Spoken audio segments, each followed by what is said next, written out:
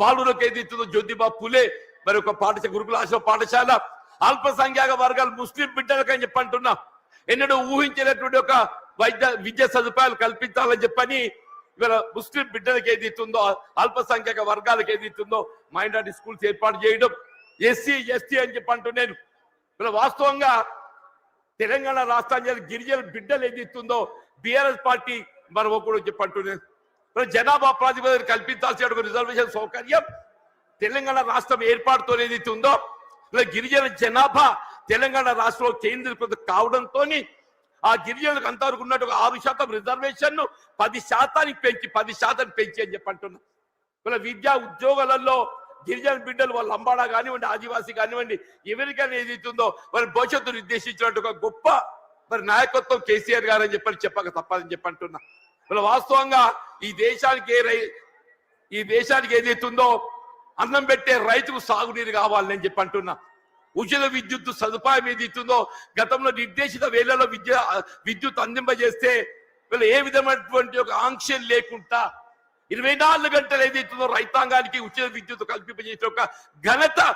BRS party అధ్యక్షుల అధినేత కేసీఆర్ గారికి దక్కుతుందని చెప్పంటుండే ఇలా ప్రాణహిత నదీ జలాల వినియోగం తేవాలనే ప్రాణహిత నదీ జలాల వినియోగంలోకి వస్తేనే కానీ ఏదైతుందో మన తెలంగాణ రాష్ట్రం రైతాంగం ఏదైతుందో మన పంటలు సాధ్యమవుతుందని చెప్పంటుండే మరి ఉమ్మడి రాష్ట్రంలో వైఎస్ రాజశేఖర రెడ్డి గారు ముఖ్యమంత్రి ఉండగా మరి సహచరులు మేము భావించాం మరి తుమ్మడి ఏటి వద్ద బ్యారేజ్ నిర్మాణం చేస్తే ఒక లిఫ్ట్ తో నీరు వస్తుందని చెప్పని కానీ మహారాష్ట్ర ప్రభుత్వం ఏదైతుందో వాళ్ళు సహకరించలేకపోవడంతో 152 మీటర్ల ఎత్తుతో నిర్మాణం చేయాలని తలపెట్టినట్టు బ్యారేజ్ 145 మీటర్ల ఎత్తుతోనైనా కానీ ఇదే పెద్ద కేసీఆర్ గారు ఏదైతుందో మహారాష్ట్ర ప్రభుత్వం ఒప్పందం చేసుకోవడంతో పాటుగా దిగువ 100 మీటర్ల ఎత్తులో మేడిగడ్డ వద్ద బ్యారేజ్ నిర్మాణం చేయగలిగినట్టయితే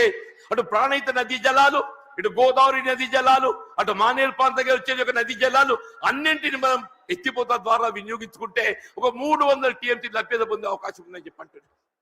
మరి ఆ విధంగా మేడి ఒక దశాబ్ద కాలంలో కేవలం ఒక దశాబ్ద కాలంలో వీళ్ళ కాళేశ్వరం ప్రాజెక్ట్ నిర్మాణం పూర్తి చేయడమే కాదు దాని ఫలాలు కూడా మనకు అందింపజేయడం జరిగిందని చెప్పంటుంటే మరి ఏమైందా మన కేసీఆర్ గారు జగిత్యాలకు వస్తున్నారని చెప్పంటే నిన్నటి దాకా నిద్రపోయిన ముఖ్యమంత్రి రేవంత్ రెడ్డి గారు ఇవాళ బయలుదేరిండి అని చెప్పంటున్నారు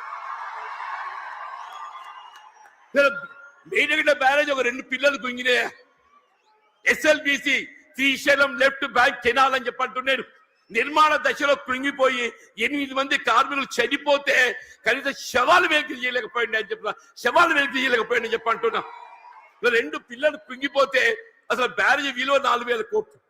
ఆ 2 పిల్లలు కడితే 400 కోట్లు అయితే అని చెప్పంటున్నా ఎక్కువ మీకు అన్నారం సుందరి ఇంకో 100 కోట్లు అయితే అని చెప్పంటున్నా ఇలా 2 సంవత్సరాల కాలం ఏదైతుందో ఏదో ప్రకృతి సహకరించింది అదృష్టం మన కరువు సమస్య ఉత్పన్నం కాలేదు రేపేదైతే ఎల్లినో ప్రభావం నిజంగానే కరువు వచ్చినట్టయితే మన భవిష్యత్తు ఏం కావాలి కరువు వస్తే మన భవిష్యత్తు ఏం కావాలని చెప్పంటున్నా అదే పెద్దలు కేసీఆర్ గారు ఏదైతే జగిత్యాల పడ్డానికి వస్తున్న సందర్భంగా రేవంత్ రెడ్డి ఏదైతుందో నిద్ర లేచినట్టు నటిస్తుందని చెప్పి అంటున్నా తుమ్మడి వేరే అటే పోయిందా నీకు నిజంగానే సిన్సియారిటీ ఉంటే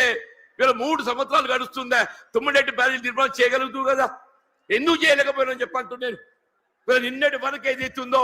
వీళ్ళు ఏ కాళేశ్వరం కూళేశ్వరం అని మాట్లాడిండే అదే కాళేశ్వరం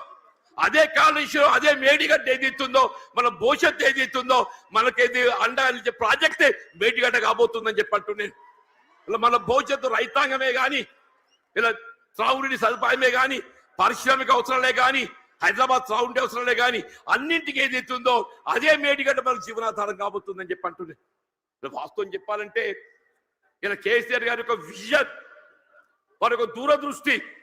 మరి తెలంగాణ రాష్ట్ర ఏర్పాటు సాధన కొరకు మరి ఉద్యమించిన నాడు కరీంనగర్ జిల్లా కేంద్రంగా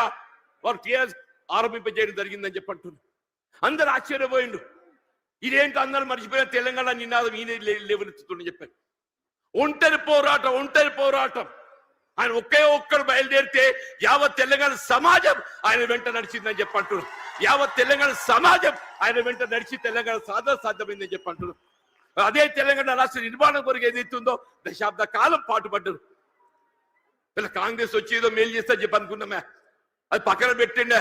ఇలా తిరోగమన చర్యగా ఏదైతుందో తిరోగమనం పడుతుంది. మళ్ళీ తెలంగాణ రాష్ట్ర పునర్నిర్మాణం కావాలని చెప్పంటే కేసీఆర్ గారి యొక్క నాయకత్వం మాత్రమే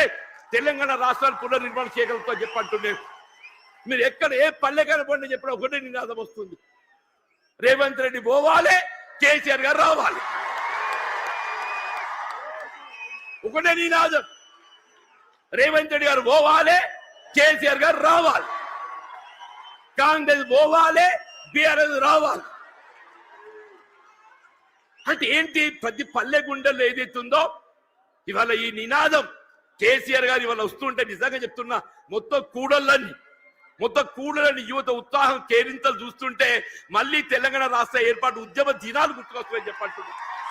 అలాంటి తెలంగాణ రాష్ట్ర ఏర్పాటు ఉద్యమ సమయంలో కేసీఆర్ గారు నడుస్తుంటే యువత కేరింతలు ఏ విధంగా ఉండేనో ఇవాళ కేసీఆర్ గారు జగిత్యాల పర్యటన ఏదైతుందో మళ్ళీ అదే కేరింతల ఉత్సాహం యువతలో కనబడుతుందని చెప్పంటుండే.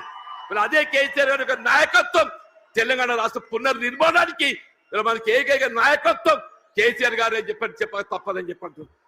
ఇలా వారి ఆధ్వర్యంలో పనిచేసే అవకాశం నాకు లభించడం, ఇలా వాస్తవంగా ఇద్దరం కూడా